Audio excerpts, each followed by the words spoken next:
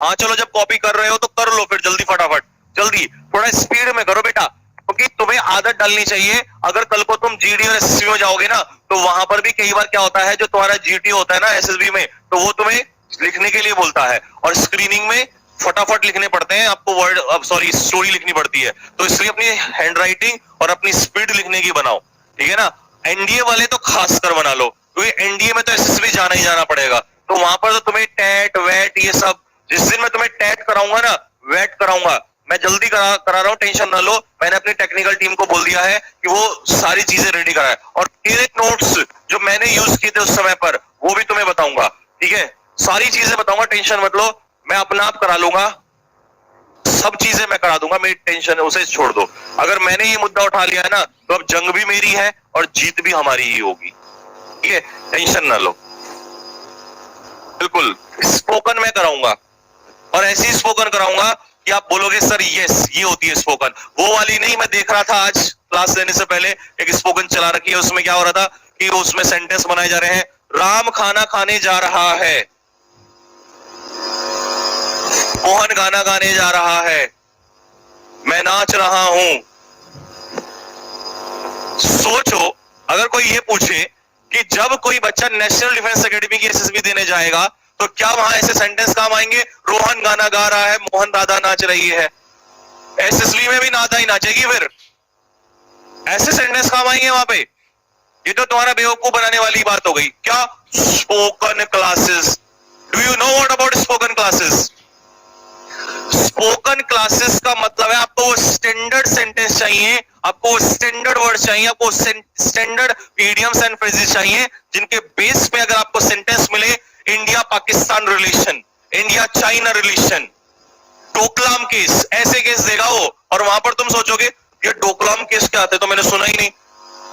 Speaking जो लोग कहते हैं ना सिर्फ इंग्लिश से होती है, मैं उनको चैलेंज करता हूं कि मुझे इंग्लिश वाले, मुझे ऐसे बच्चे को बताओ जरा कि जिसको नॉलेज ना हो, बिना नॉलेज के स्पीकिंग हो ही नहीं सकती।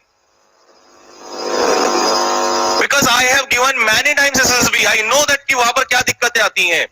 इंग्लिश तो ऐसे रखी हुई रह जाती है, मेरी इंग्लिश थी, फटाफट बोलता था, रिमकॉलियंस को मैं टक्कर देता था उस समय पर, लेकिन क्यों परेशान हुआ, क्योंकि नॉलेज उस समय इतना पता ही नहीं था, किसी ने बताया ही नहीं ये बात।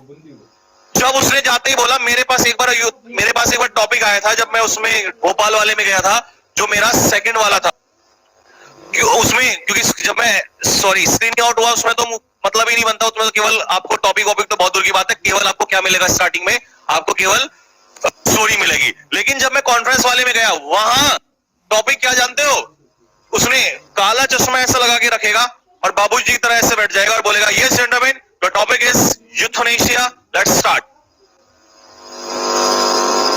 अब अंग्रेजी तो है दिल में, हिंदी भी है अंग्रेजी भी है, पहले तो यही नहीं पता ये यूथनेशिया क्या है।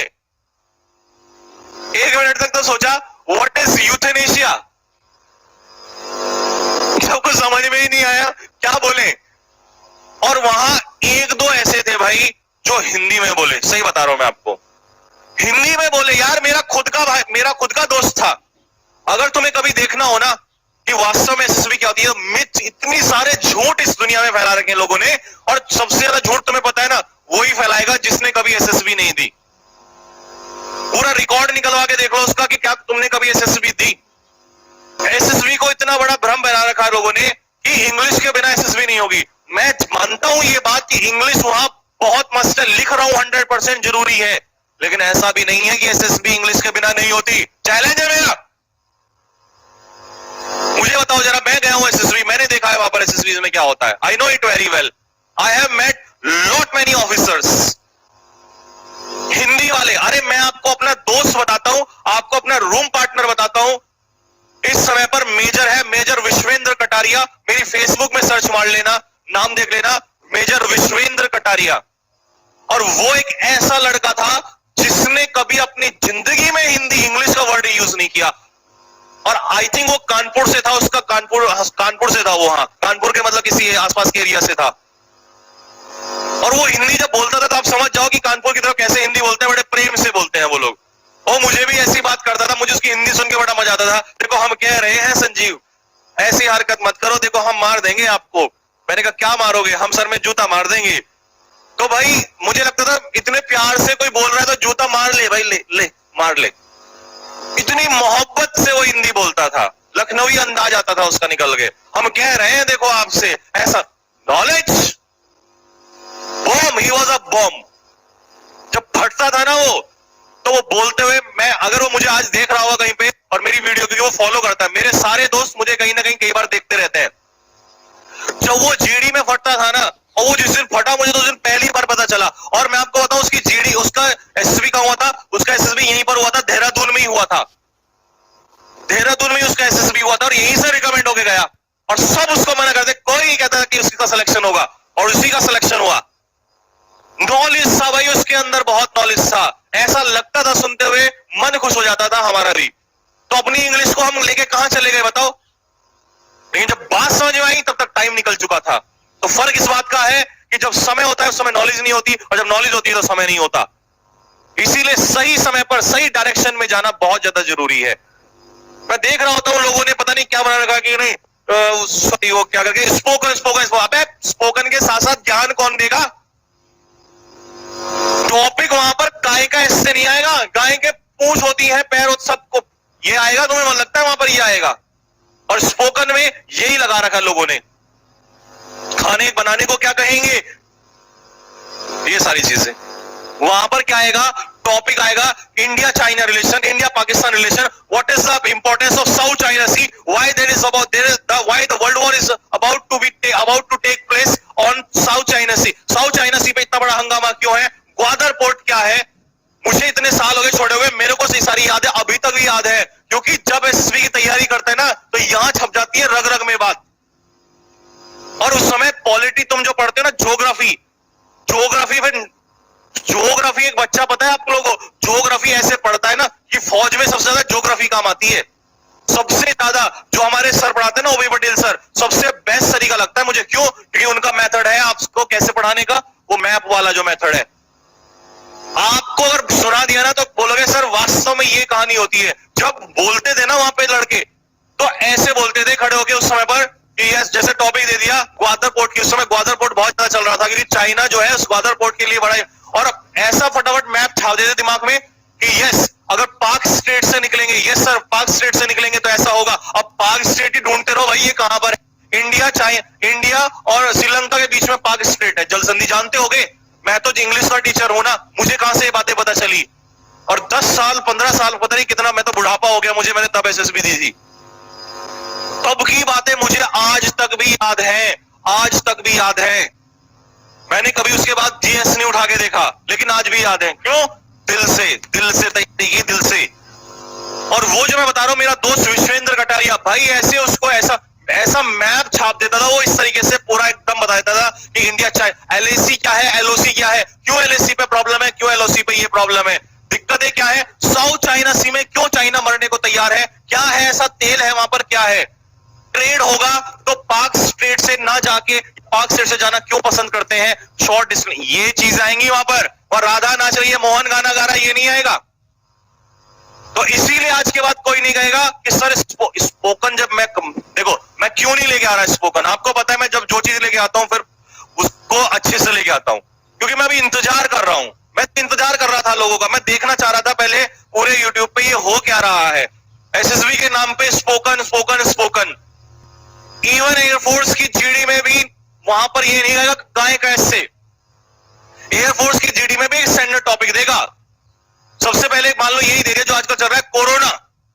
अब कोरोना पे भी ये नहीं कि मास्क लगा लो, ये लगा लो, सैनिटाइजर, दुनिया को बताइए impact of corona on world economy, ऐसे निकालेगा टॉपिक। क्यों? कोरोना, मास्क लगाना, ये तो गांव के बुजुर्ग को भी पता चल गया। 5-6 वर्ड तो मास्क, सैनिटाइजर, क्वारंटाइन, तो ये हर बच्चे को पता चल गया। हमारा छोटे से बच्चे हैं फैमिली में जो गांव में रहते हैं, मैं कभी चला जाता हूं पूछता हूं तो भैया बोलते हैं भैया मास्क लगाया, मास्क, अरे तेरे को भी मास्क पता है भैया, क्वारंटाइन कर देंगे, क्वारंटाइन। बोल रहे हैं सेकंड क्लास का बच्चा क्वारंटाइन, उसको भी पता है ये बात कि क्वारंटाइन का मतलब क्या है। और तुमसे वो पूछता है ये बात वहां पे, impact of corona virus on world economy, और कौन कौन सी इकोनॉमी है जो सबसे ज्यादा सफर हुई है, और कौन सी इकोनॉमी है जो अपने आप को निकाल कर ले जा रही है, और कैसे और क्यों, क्या वजह हो रही। इसका मतलब इन बातों को वो बोलेगा जो सोचेगा, और जो सोचेगा वही ऑफिसर बनेगा। किसान का बेटा भी ऑफिसर बनेगा, हर किसी का बेटा ऑफिसर बनेगा, लेकिन बनेगा वो जो सोचेगा। जरूरी नहीं है कि लेफ्टिनेंट है या मेजर है, कर्नल है, उसका बेटा ही कर्नल बनेगा या फौजी बनेगा, नहीं, कोई भी फौजी बन सकता है, लेकिन बनेगा वो जो सोचेगा। अधिकारी बनने के लिए कपड़े अच्छे पहनने जरूरी नहीं है। मैं भी गया था पहले एसएसबी में, बन ठन के बहुत अच्छे से, जो बार्बर था उसको कहा था एक बार जल्दी से रगड़ा लगा अच्छा से, क्या पता मेरी चमक देख के पेंशन भी लगा दे थोड़ी सी, क्या पता मेरी चमक देख के मुझे सेलेक्ट कर लें। लात मारी थी पहले दिन किक पटाख से, तब समझ में आया ये कपड़ों का खेल कुछ नहीं है वहां पे। It's all about what? It's all about your thinking, your imagination power. क्या सोचते हो तुम लोग वहां पे? कपड़ों से होता तो राष्ट्रपति एपीजे अब्दुल कलाम को उठा के बाहर फेंक दिया पहले दिन ही, कि तुझे राष्ट्रपति नहीं बनाएंगे, तेरे कपड़े अच्छे नहीं है, तेरी शकल अच्छी नहीं है। लेकिन उसकी जो चीज अच्छी थी ना, आज भी रोता है पूरा संसार। वो एक ऐसा व्यक्ति था जिसको मरने के बाद at the demise of that person not only India but also the whole world web, पूरा संसार रोया था उस दिन। क्यों? हीरा था, सबको पता था, एक एक दिन अगर जीता तो, और अगर 10 साल और जीता जाता ना वो इंसान, तो इंडिया को पीक पर लेके चला गया होता। This is called SSB. SSB का मतलब ये नहीं कि जो ये नाचना गाना चल रहा है, मैं देख रहा हूं इस चीज को, मैंने क्या कहा, मैं खुद कराऊंगा, टेंशन मत लो, लेकिन प्रॉपर तरीके से। मैंने क्यों कहा था कि ऑफलाइन में मैं ये से कराता हूं, क्योंकि मेरा एक प्रॉपर शेड्यूल है। ये नहीं कि आए केवल सैटरडे को, एवरी सैटरडे स्पोकन क्लास। क्या मतलब है इस बात का? स्पोकन में भी देखो तो वहां पर वो डांसर्स वो नाच रहे हैं उसमें, और नाचने जाओगे क्या, नचा देगा 2 मिनट में वो बैठा हुआ, और ऐसे प्यार से वो ये कहते हैं तुम हिंदी बोलो, इंग्लिश बोलो, कुछ भी बोलो। प्रायोरिटी तो खैर ऑब्वियसली बात है वो इंग्लिश वाले को देते हैं, क्योंकि भाई सीधी सी बात है वहां मेहनत करते हैं और ऑफिसर को इंग्लिश में बोलना पड़ता है। लेकिन वो इंग्लिश तो तुम्हें एनडीए में भी सिखा देंगे यार जाके। नॉलेज, एक एसएसबी का स्टूडेंट सारी पीडीएफ, सारी प्रतियोगिता दर्पण, सारा न्यूज़पेपर।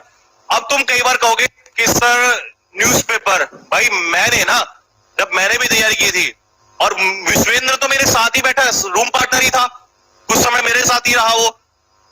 ऐसे न्यूज़पेपर ऐसे लगता था, ऐसे चट्टानों की तरह लगा देते थे, पर वो हिंदी में पढ़ता था, मैं इंग्लिश में पढ़ता था। मैं इंग्लिश ही तैयारी करने में रह गया, मुझे बाद में समझ में आया कि नहीं, सारा खेल तो नॉलेज का है साहब, हिंदी बोलो इंग्लिश बोलो फर्क नहीं पड़ता।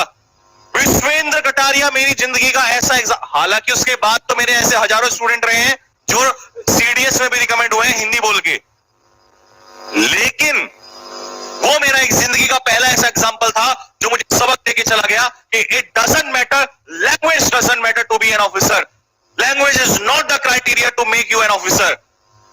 कोई भी लैंग्वेज तुम्हें अच्छा और बुरा नहीं बना सकती। What is that? Your thinking, your capability of thinking.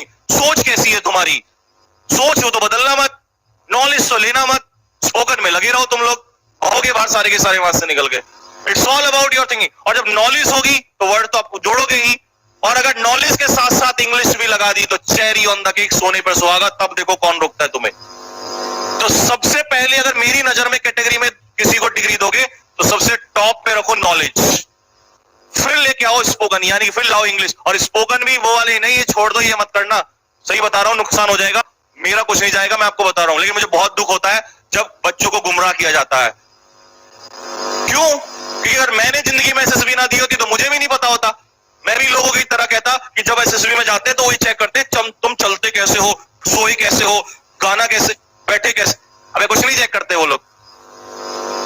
बच्चे इतने डर जाते हैं, पता लगा कैंपस में एंट्री की और वहां भी ऐसा चेक कर रहे हैं, कोई है तो नहीं, चलते फिरते भी बोला कोई देख तो नहीं रहा होगा मुझे, कुछ नहीं है यार, बेकार की मजाक बना रखा है। और ये उन लोगों ने ज्यादा बना रखा है जिन्होंने कभी एसएसबी का मुंह तक नहीं देखा, कैंपस के अंदर एंट्री करके नहीं देखी, उन लोगों ने ये ज्यादा हाल बना रखा है। क्यों? पैसा है, सब कमाओ, धंधा है, सब कुछ, बच्चों को पता नहीं होता।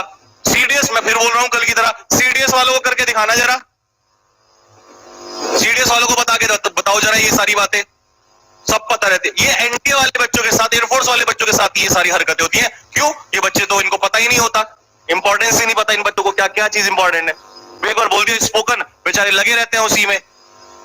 तो इसीलिए डरने की जरूरत नहीं है, टेंशन की जरूरत नहीं। मैं क्यों नहीं बोला मैं आज तक इस बारे में? क्यों? क्योंकि मुझे पता है, मैं देख रहा हूं, अभी मैं इंतजार कर रहा हूं, और मेरा सारा खेल यही है, मैं अंत तक इंतजार करता हूं और जब मौका आता है प्रहार तब करता हूं। क्योंकि मुझे ये बात एक ब्रिगेडियर साहब थे, जब मैं उस समय एसएसबी में था तो उन्होंने मुझे कई बात बहुत अच्छी अच्छी बातें सिखाई। एंड ही वाज साइकोलॉजिस्ट, बहुत अच्छी बात बताई उन्होंने। कर्नल डागर, एक बार दिल्ली में मैं मिला उनसे, उन्होंने बहुत अच्छी बात बताई। बोले बेटे एक बात याद रख लेना, अगर जंग जीतनी है तो पहले सबको अपने हथियार छोड़ लेने दो।